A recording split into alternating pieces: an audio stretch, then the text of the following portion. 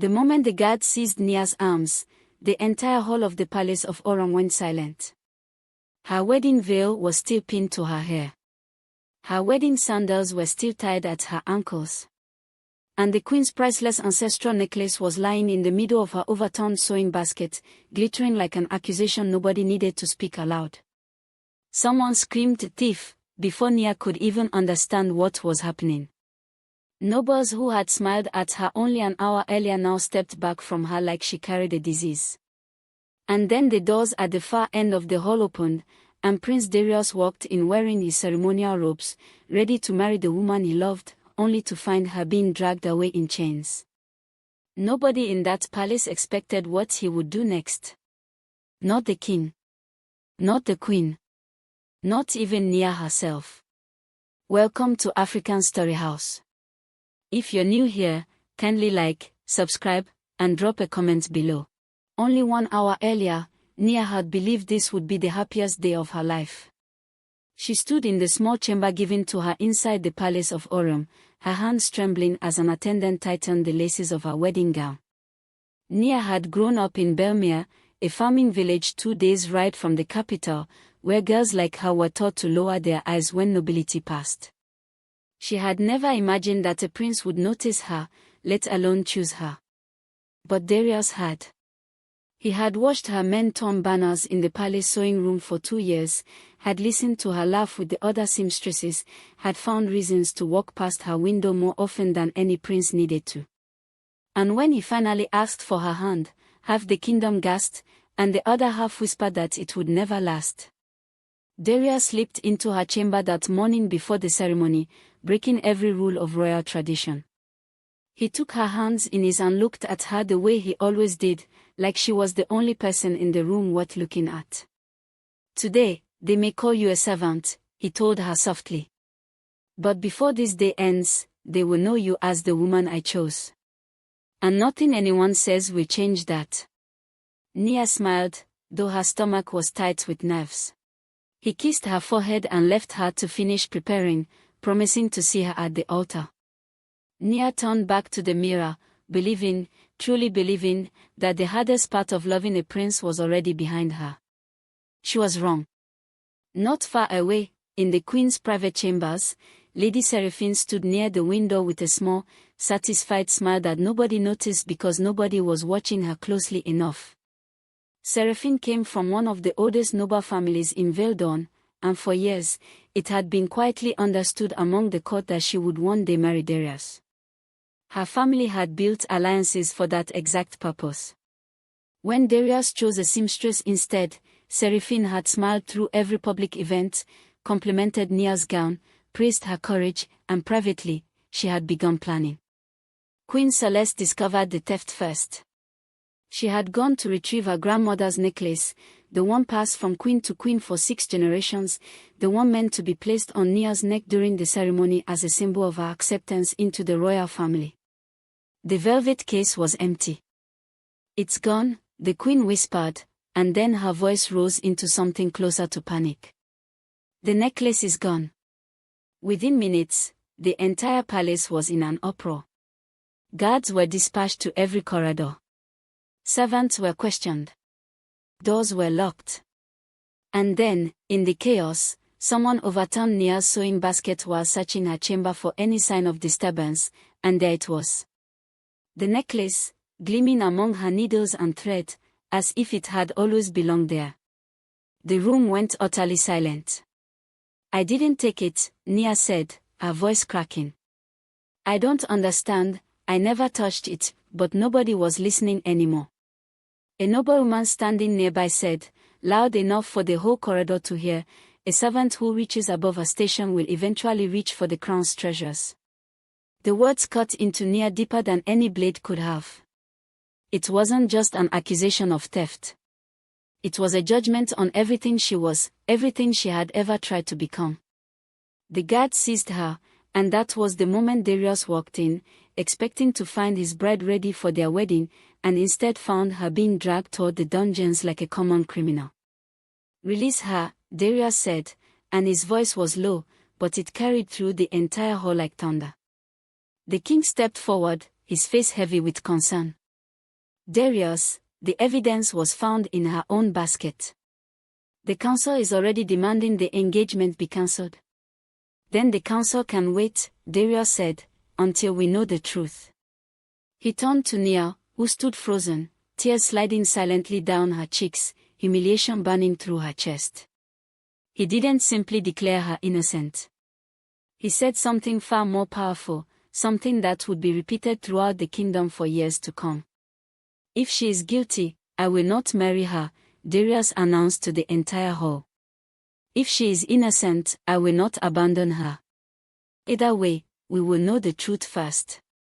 The wedding was suspended on the spot. Guests who had traveled for days to witness a royal marriage now watched instead as the bride was escorted, not to the altar, but to a chamber for questioning. Nia felt the eyes of every noble in that hall follow her, and she understood, with a sinking heart, that even if she was proven innocent, some of them would never look at her the same way again. The interrogation began within the hour. The royal council sat in a half-circle, their faces stern, their questions sharp. You had access to the queen's chambers, one councilman said. I was near them, Nia answered. Delivering repaired linens. I never went inside. You are a commoner with no family name to protect, another added, not unkindly, but not gently either. Many in your position would be tempted. Nia's hands trembled in her lap. I have wanted many things in my life, my lords. I have never wanted something that wasn't mine. She turned to Darius, who stood near the wall, watching every exchange with tightening fist. You may believe me, Your Highness, she said quietly. But belief is not proof. Then we will find proof, Darius said. And he meant it. He began with the necklace itself, examining it closely under the light of the council chamber. The clasp, he noticed, was bent, with fresh scratch marks along its edge. He called for the royal jeweler, an old man named Tovin who had cared for the crown's treasures for 30 years. Tovin turned the necklace over in his weathered hands and frowned. This clasp was damaged recently, Your Highness. And not from where? Someone forced it open in a hurry. Why would a thief damage the very thing they stole? Darius asked, more to himself than to the room. Nobody had an answer. But Darius's mind was already working. A thief who wanted to sell or keep something so valuable would handle it carefully. Someone who wanted to plant it quickly, and disappear before anyone noticed, might not have been so careful. This necklace wasn't stolen, Darius said slowly. It was placed. The room stirred with murmurs. Lady Seraphine, standing near the queen, folded her hands and said smoothly, Your Highness, with respect, the necklace was found in the girl's own basket. Perhaps we are searching for complications that do not exist. Darius looked at her for a long moment. Perhaps, he said. Or perhaps someone wants us to stop looking. Nia, seated nearby, suddenly remembered something. Earlier that morning, while carrying her sewing basket down the servants' corridor, someone had brushed past her quickly, almost knocking the basket from her hands. She hadn't seen a face. But she remembered a scent, strong, floral, unmistakable. There was a perfume, she said suddenly. Someone passed me in the corridor. I remember the smell. An attendant standing near the queen leaned forward and, before she could stop herself, said, That sounds like Lady Seraphine's perfume, my lady. She's the only one at court who wears that particular blend from the eastern markets. The room fell silent again, but this time, the silence had a different weight. All eyes turned toward Seraphine. That is absurd, Seraphine said quickly, her composure cracking just slightly at the edges. Half the noblewomen in this court could be wearing similar scents. Are you suggesting I would stoop to sabotaging a servant girl? Nobody has suggested anything yet, Darius said carefully. We are simply gathering facts. But the seed of doubt had been planted, and it would not be so easily removed. That evening, while searching Nia's chamber a second time for any clue that had been missed, Darius discovered something the guards had overlooked entirely, a small piece of paper sewn carefully into the lining of her sewing basket, hidden where only someone taking the basket apart would find it. He pulled it free and unfolded it carefully. The message was brief. When the bell rings 3 times, leave the necklace where instructed. Nia stared at the paper as though it might bite her. I have never seen that before in my life, she said, her voice shaking. I swear it, Darius. I don't even recognize the handwriting. Darius believed her completely, but belief still wasn't proof, and he knew it. He carried the note to the palace archivist, an elderly scholar who had catalogued royal documents for decades.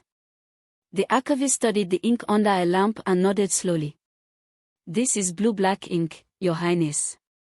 Made specifically for the Royal Archive Room. It isn't sold in the markets. It isn't used by servants. Whoever wrote this note had access to the archive. The investigation had shifted entirely. This was no longer a question of whether Nia had stolen a necklace. This was a conspiracy, planned carefully, executed inside the walls of the palace itself, by someone with access to places a servant girl could never reach. Darius called for the archive's entry ledger and found that someone had signed in before dawn on the very morning of the theft. The signature belonged to Malachi, the palace steward, a man who had served the royal family faithfully for over 15 years. When questioned, Malachi denied it outright. I did not enter the archive that morning, Your Highness. Someone must have forged my signature. Then who would want to forge your signature, Malachi? Darius asked, watching the older man's face carefully. Who would benefit from making it appear that you had access to that ink? Malachi's hands trembled slightly as he answered, but his eyes would not meet the princess. I do not know, my lord. Darius knew a lie when he heard one.